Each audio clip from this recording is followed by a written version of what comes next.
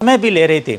अब जरा सोचिए, एक अभ्यर्थी जिसने 5 साल पहले दिन रात मेहनत करके नौकरी पाई हो और आज उसे सिर्फ इसीलिए संदिग्ध निगाहों से देखा जा रहा है क्योंकि उसके दस्तावेज में फोटो और चेहरे में मामूली अंतर के साथ में जाति लिखी है। चेहरे में बदलाव होना प्रकृति का नियम है। राजस्थान के बाड़मेर जिले से एक ऐसी खबर सामने आई है जिसने शिक्षा जगत में भूचाल ला दिया है। सवाल ये है कि क्या आखिरकार सरकार एक ही जिले को निशाने पर क्यों ले रही है।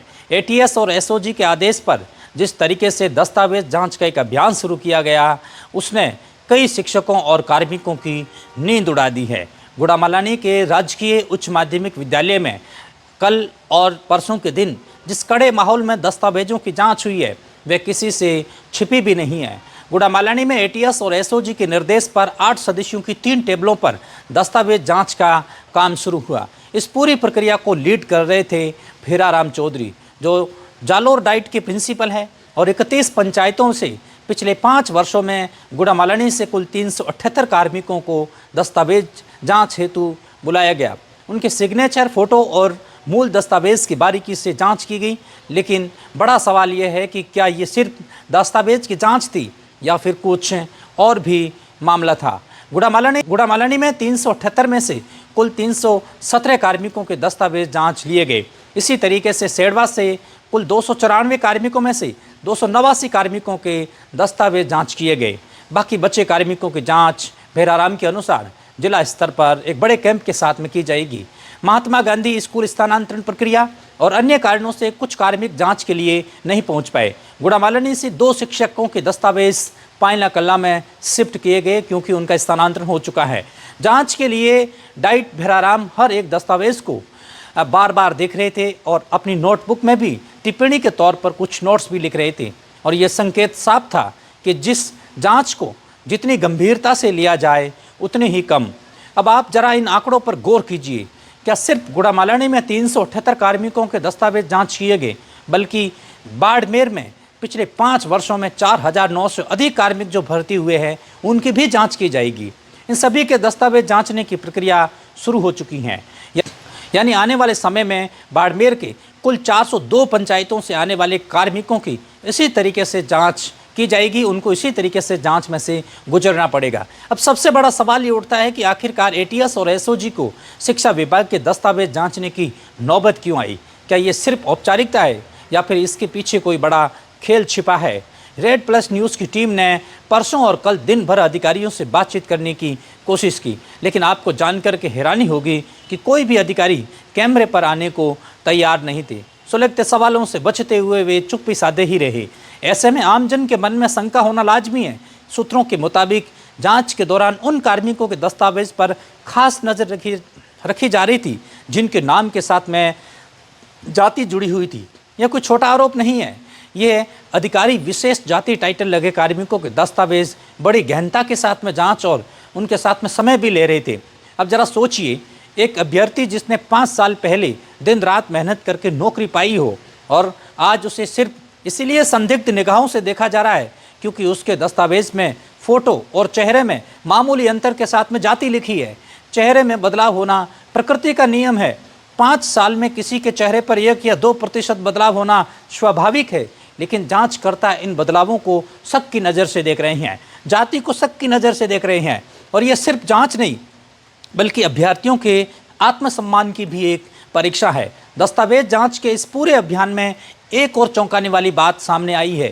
जांच केंद्र पर न तो कोई बेहतर पेयजल की व्यवस्था थी और ना ही कार्मिकों के लिए अन्य कोई सुविधा थी। उमस भरे मौसम में कार्मिकों की लाइनें लंबी लगी थी। लोग परेशान हो रहे थे, लेकिन प्रशासन पूरी तरीके से बेपरवाह रहा। यह चर्चा सिर्फ कार्मिकों तक सीमित नहीं रही, ग्रामीणों के बीच में भी ये बड़ा मुद्दा बन गया कि आखिरकार क्यों सिर्फ बाड़मेर में यह जांच की जा रही है, अन्य जिलों में क्यों नहीं। धोरिमना, सिव और बाड़मेर के कई इलाकों में भी इसी तरीके से दस्तावेज की जांच होने वाली है। लेकिन ये सबसे बड़ा सवाल है कि केवल बाड़मेर में ही ये जांच क्यों। क्या सरकार इस जिले को संदेह की नज़र से देख रही है? क्या ये जिला किसी बड़े षड्यंत्र का शिकार हो रहा है? अगर ये सिर्फ पारदर्शिता के नाम पर हो रहा है तो ये अन्य जिलों में ये प्रक्रिया क्यों नहीं अपनाई जा रही है? और सबसे बड़ा सवाल यह है कि कार्मिकों की जाति देखने के बाद इतनी गहनता के साथ में जांच क्यों की जा रही है? क्या कोई जाति होना या नाम के पीछे जाति लगाना कोई गुनाह है? या जाति देखकर दस्तावेजों की जांच करने वाले अधिकारियों की नियुक्ति के पीछे सरकार की कोई विशेष मंशा है? आखिरकार क्या मंशा हो सकती है? क्या केवल बाड़मेर ने ही गुनाह किया, जबकि बड़े बड़े अपराधी तो सीकर, ओडिशा, जयपुर, झुंझुनू जैसे इलाकों से पकड़े गए और पकड़े भी जा रही हैं? इस पूरे घटनाक्रम में एक और दिलचस्प बात सामने आई है। सूत्र बताते हैं कि जिन कार्मिकों के दस्तावेजों में मामूली सी भी त्रुटि है, उन्हें संदिग्ध मान लिया जा रहा है। सोचिए, एक इंसान जिसने सालों की मेहनत के बाद नौकरी हासिल की है, अब उसके ऊपर संदेह की तलवार लटका दी गई है। ये प्रक्रिया न सिर्फ मानसिकता को दर्शाती है, बल्कि कार्मिकों के मन में भी एक मानसिक दबाव पैदा कर रही है। इतना ही नहीं, पूरे शिक्षा तंत्र को कटघरे में खड़ा भी कर रही है। सरकार कहती है कि ये जांच पारदर्शिता के लिए, लेकिन सवाल ये है कि जब भर्ती के समय 2-3 दिन या 3-3 स्तर तक भी जांच हो चुकी हैं, तब आज 5 साल बाद में ये जांच दोबारा क्यों की जा रही है? क्या सरकार अपनी ही प्रक्रिया पर भरोसा नहीं करती? क्या ये जांच किसी और की वजह से हो रही है? इन सवालों का जवाब सरकार के पास में नहीं है। और जवाब तो नहीं है, लेकिन जब जवाब नहीं होता है तब आम जनों में शक भी पैदा होता है। और एसओजी जैसी एजेंसियों का शिक्षा विभाग के दस्तावेज जांच में शामिल होना भी एक सवालों को और भी गहरा करता है। क्या ये मामला केवल शिक्षा विभाग तक सीमित नहीं रह सकता? यह संदेश देता है कि सरकार अब किसी भी क्षेत्र में संदेह होने पर विशेष एजेंसियों को उतार सकती है। लेकिन इसका असर क्या होगा, और इसका असर आम कार्मिकों पर क्या होगा, जिनकी ज़िंदगी ने इस जांच की भेंट के लिए कुछ यत्न की जा रही है, बचने के लिए कुछ यत्न की जा रही है। अब वक्त है कि सरकार इन सवालों के जवाब दे। जांच क्यों सिर्फ बाड़मेर में? क्यों 5 साल बाद में ये जांच? क्यों एटीएस और एसओजी द्वारा दोबारा जांच करवाई जा रही है? जाति को देखकर टारगेट करने वाले अधिकारियों की नियुक्ति आखिरकार क्यों की गई? जब तक इन सवालों के जवाब सरकार के द्वारा नहीं मिलते हैं, तब तक लोगों में पारदर्शिता नहीं, बल्कि पारदर्शिता से संबंधित एक भी पहलुओं को छंटनी सरकार नहीं कर पाएगी।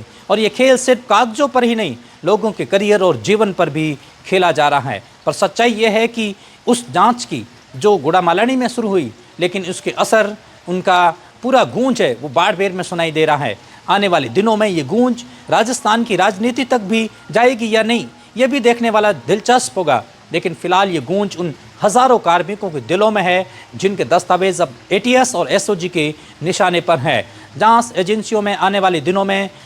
एजेंसियों के द्वारा आने वाले दिनों में दिव्यांग प्रमाण पत्र से लेकर पीटीआई भर्ती तक दस्तावेजों की दोबारा जांच करने का फैसला ये एजेंसियां ले सकती हैं। सबसे बड़ा सवाल, क्या ये प्रक्रिया भी केवल बाड़मेर में होगी, फिर या कुछ अन्य जिलों में भी एजेंसियां इस प्रकार के दिव्यांग प्रमाण पत्र और पीटीआई की जांच करेगी? जो भी हो, सरकार के बिना तो कुछ भी संभव नहीं है। लेकिन कर्मचारियों के भीतरपन पे असंतोष या रोष सरकार के लिए भारी पड़ सकता है। एपिसोड के अंदर इतना ही।